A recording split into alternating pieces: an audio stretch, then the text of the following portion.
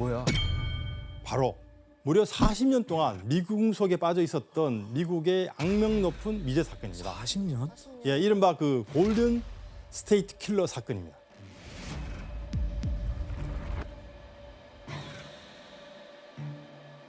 이 골든 스테이트 킬러는 1974년부터 1986년까지 캘리포니아주 이 전역을 돌면서 최소 13명을 살해하고 50건이 넘는 성폭행, 또 120건 이상의 주거 침입을 저지른 아주 극악무도한 연쇄 살인범이었습니다. 와.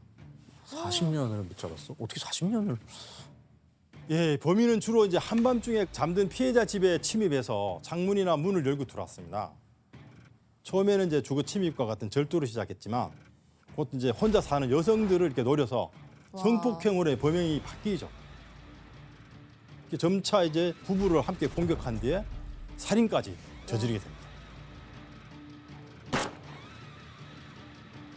자, 그런데 이 사건들은 처음에 캘리포니아 각지에서 이 전혀 다른 사건으로 이렇게 따로따로 수사가 됐던 거죠. 비살리아라고 하는 지역에서는 비살리아 렌셔커 연쇄 절도범으로 수사가 되고, 세크라멘토에서는 이스트 에리어 레피스라고 하는 연쇄 성폭행범 사건으로 수사가 진행되고, 남부 캘리포니아 지역에서는 오리지널 라이트 스토커라고 하는 연쇄 살인범으로 수사가 진행됐습니다. 와, 다 따로따로네.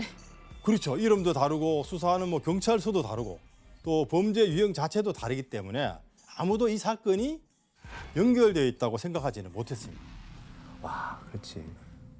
그런데 프로파일링으로 이제 여러 사건들을 하나에 묶고 동일 범일 수 있다라고 하는 그 연결고리를 찾아낸 것이죠. 그렇다면 여러분들이 지금까지 이제 배운 걸 토대로 이 사건에 대해서 함께 지금 프로파일링 해볼게요. 네. 어우.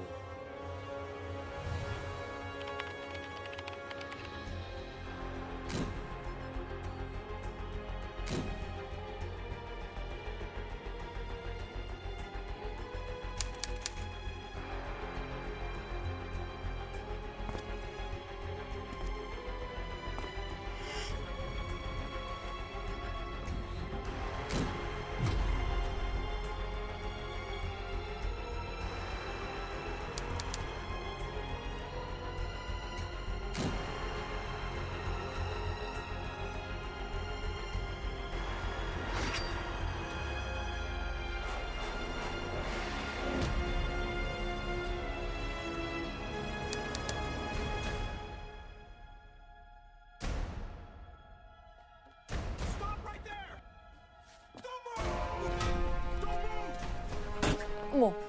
어? 발표했어? 뭐야?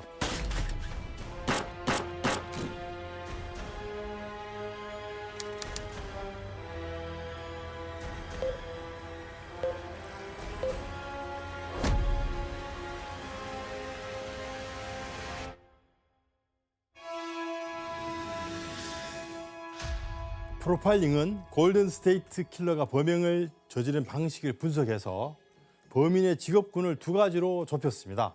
프로파일링이 좁힌 두 개의 직업과 그 이유를 설명해 주세요.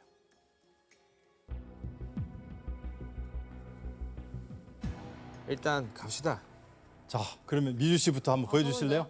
저는 경찰 아니면 군인이요.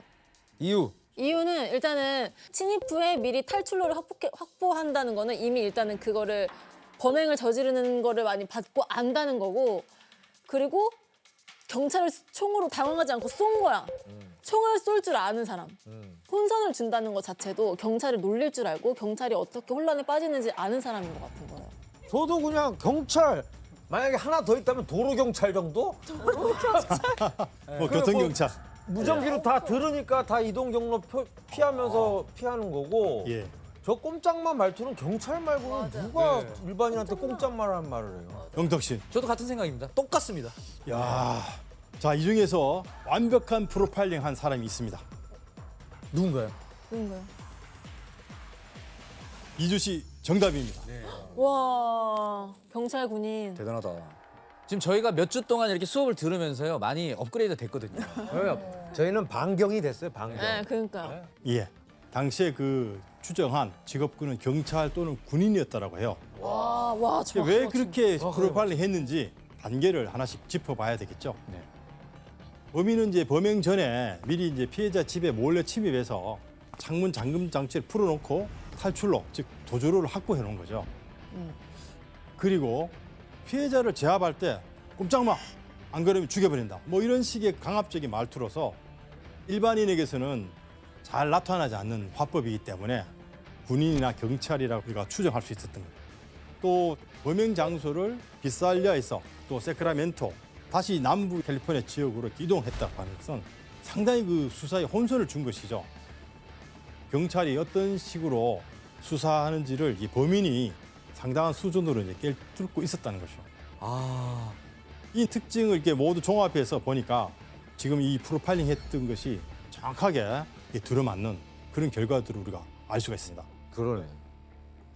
교수님, 범인이 경찰이나 군인이라는 건 엄청난 결정적인 단서였을 것 같은데, 근데 그걸로 용의자를 좀 좁혀 나갔을까요? 아쉽지만 그러지 못했습니다. 그러지 못한 데에는 구조적인 이유가 있었던 거죠. 왜요? 왜요? 당시 이제 경찰 쪽의 어떤 그 용의자 추정 과정에서 좀 어려움이 있었는데요. 미국 경찰 조직의 그 문화라는 게 있습니다. 일종의 조금 뭐 비공식적인 그 관행이 있는데 블루 커튼이라고 하는 거죠. 동료의 뭐 비리나 잘못된 부분이 이렇게 좀 외부에 드러나지 않도록 이렇게 좀 감싸는 일종의 침묵 규범이죠. 시시고요. 그러다 보니까 경찰 내부에서 뭐 수상하게 보이더라도 내부 고발자가 나오지 않으면 실제로 이 용의선상에 오르기는 상당히 좀 힘들었던 그런 오래 상황이었습니다. 걸렸구나. 그래서 오래 걸렸구나. 예, 그런데 1986년을 마지막으로 범행이 갑자기 멈춰버렸습니다. 뭐야? 더 이상 새로운 사건이 이제 발생하지 않으니까 뭐 수사할 단서나 뭐 추적할 흔적이 끊겨버린 거예요. 그 당시에 그 사건은 그대로 이제 미궁에 빠져버렸습니다. 교수님, 그럼 범인은 잡지 못한 거네요. 예, 그렇습니다. 이 골든 스테이트 킬러는 수십 년간 그 미제 사건으로 남아 있었습니다. 그런데 2001년 결정적인 그 전환점이 찾아왔습니다. 이 앞서 프로파일링이 범죄를 저지른 방식을 근거로 이 사건들은 이 동일범의 소행이다라고 하는 가설을 세웠지 않습니까? 네. 그런데 이후 DNA 분석 기술이 발전하면서 이 가설이 마침내 과학적으로 증명되었습니다. 캘리포니아 각지의 그 성폭행 살인 사건에서 채취한 DNA가 모두 일치했습니다. 그리고 마침내 2명의 그 유력한 용의자가 에게 도달했습니다. 이제 한 명은 이제 DNA 검사로 이제 배제가 됐고 이제 남은 한 사람의 집을 이제 감시하기 시작한 거죠. 이 경찰은 그 용의자의 그 쓰레기통에 버려진 그 휴지에서 DNA를 확보를 했습니다. 와. 자, 이 DNA는 기존의 그 모든 범죄 현장의 DNA와 일치했습니다. 와, 끝났네. 결국 이제 한 40년 동안 미궁에 빠졌던 그 골든 스테이트 킬러가 마침내 체포됐습니다. 와, 40년이면 진짜 78년. 잘도 숨어 다녔다. 조셉 디 엔젤로라는 사람인데 체포 당시에 72세였습니다. 조셉 디 엔젤로는 재판에서 살인사건 13건하고 납치 13건에 대해서 유죄를 인정했습니다. 사형을 피하기 위해서 그 모든 혐의를 이제 인정한 것이죠. 그 결과 이 가석방 없는 종신형을 선고받았습니다. 사실상 뭐 감옥에서 생을 이제 마감하게 된 것이죠. 교수님, 그럼 프로파일링 했잖아요. 그럼 그대로 진짜 직업이 뭐였어요? 프로파일링 예측한 대로 경찰이 맞았고요. 또 심지어는 그 경찰이 되기 전에 군인으로 근무를 했답니다. 와, 둘 다였네. 예. 조셉 디 엔젤로는 1964년에 그 미군 해군에 입대해서 베트남 전쟁 당시에 약 한 2년 정도 군 복무를 했다고 합니다. 제대 후에 1973년부터 79년까지 이 캘리포니아 주 경찰로 근무를 했습니다. 심지어는 그 당시에 주요 범죄를 저지르던 시기의 그 상당한 부분 동안에도 현직 경찰이었습니다. 그러네요. 와. 40년이니까 78년도 뭐. 그렇습니다. 자, 여기서 더욱 놀라운 것은 연쇄 범죄자 가운데 이 경찰 출신은 극히 드물다는 것입니다. 그럼에도 불구하고 프로파일링은 이 수천 명의 용의자 중에서 경찰이라는 그 직업군을 정확하게 꼭 집어낸 거죠. 와. 그리고 이제 범행을 저지르는 방식이 시간을 이렇게 지나면서 계속 변했는데도 불구하고 이 프로파일링은 그 희박한 가능성을 뚫고 범인의 그 본질을 정확하게 꿰뚫었습니다.